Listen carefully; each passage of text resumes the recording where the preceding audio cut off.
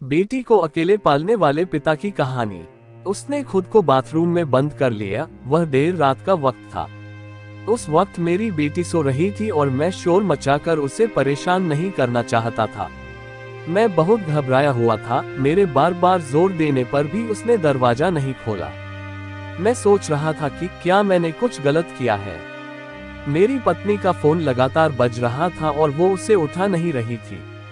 जब मैं उसका फोन उठाने गया तो उसने मेरे हाथों से फोन छीन लिया और बाथरूम में चली गई। उसने दरवाजा अंदर से बंद कर दिया। घबराहट में मैंने दरवाजा तोड़ा और उसके हाथों से फोन छीनकर देखने लगा। मुझे बड़ी हैरानी हुई कि उसने एक नंबर पर मैसेज भेजा था। इसी नंबर से उसे कुछ मिस्ड कॉल भी आई थी।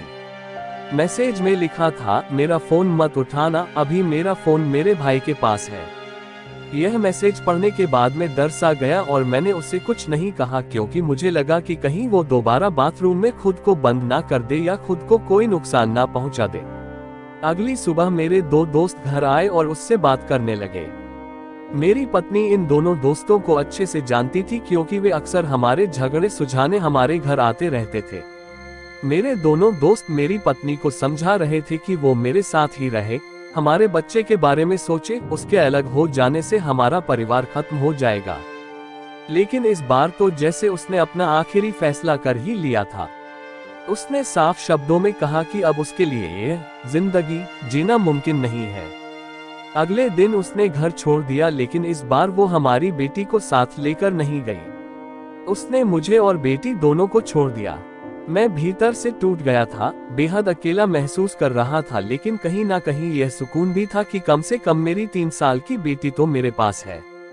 हम दोनों की लव मैरिज हुई थी और शादी करने के लिए हमें अपने अपने परिवारों से काफी झगड़ना पड़ा था। जब हमारी बेटी महज 3 महीने की थी तब भी वह घर से चली गई थी और बेटी को भी साथ ले गई थी, लेकिन उस वक्त एक दोस्त के समझाने पर वह लौट आई थी।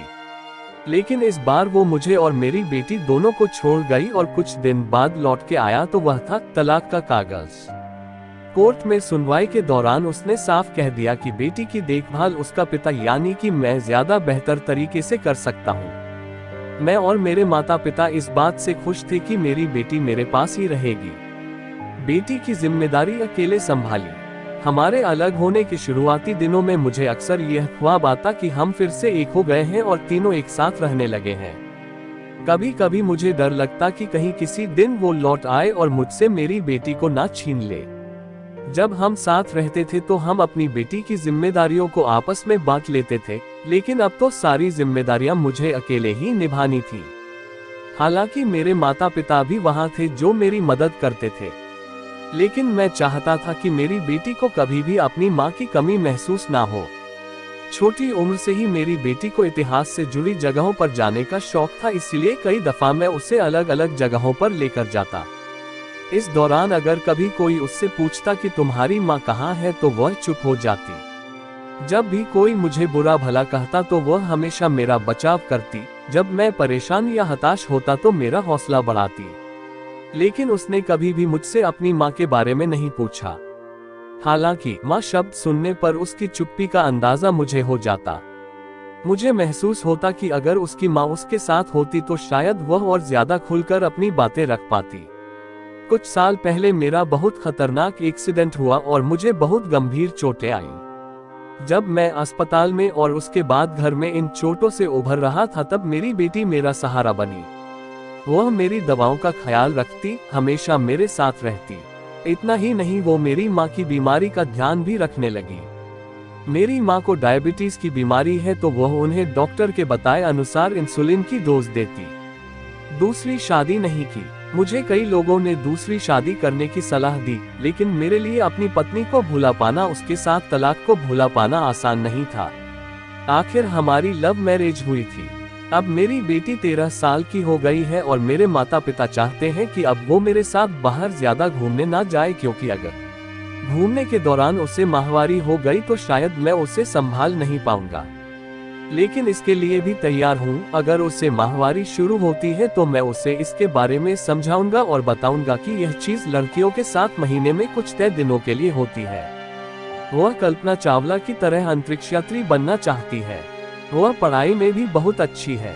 मेरा दूसरी शादी ना करने के पीछे एक वजह यह भी है क्योंकि मुझे लगता है कि अगर दूसरी शादी कर ली तो शायद मैं अपनी बेटी को उतना वक्त नहीं दे पाऊंगा जितना अभी दे रहा हूँ। हालांकि मैं इतना भी जानता हूँ कि अगर मैं दूसरी शादी के लिए तैयार हुआ तो मेरी बेटी मुझे बिल्कुल नहीं रोकेगी और ना ही वो इसमें कोई अड़चन पैदा करेगी। वैसे सच बताऊं तो दूसरी शादी को लेकर मेरे मन में ही यह डर है कि अगर मेरे और मेरी बेटी के बीच में एक दूसरी औरत आ गई तो कहीं हमारे बीच गलतफहमियां तो नहीं बढ़ जाएंगी। अगर वो दूसरी महिला मेरी बेटी को बहुत सामान्य तरीके से भी कुछ कहेगी तो शायद मुझे वो बुरा लगेगा, जिससे मेरी दूसरी शादी भी खतरे में पड़ जाएगी और मैं दूसरी बार उस दर्द से गुजरना नहीं चाहता। यही वजह है कि मैं दूसरी शादी ही नहीं करना चाहता। मेरी जिंदगी की अब बस एक ही मकसद है और वह है मेरी प्यारी बेटी की खुशी। ये कहानी एक पुरुष की जिंदगी पर आधारित है जिनसे बात की BBC संवाददाता डी बालसुब्रमण्यन ने। उनकी पहचान गुप्त रखी गई है। इस सीरीज की प्रोड्यूसर सुशीला सिंह है। इलस्ट्रेशन बनाया है पुनीत बरनाला ने। ये कहानी #HisChoice सीरीज का हिस्सा है। #HisChoice की कहानियों के जरिए हमारी कोशिश उन पुरुषों के दिल दिमाग में झांकने की है जिन्होंने समाज के बनाए एक खास खांचे में फिट होने से इनकार कर दिया। अगर आपको हमारा यह वीडियो अच्छा लगा हो तो लाइक, शेयर और चैनल को सब्सक्राइब जरूर कर देना।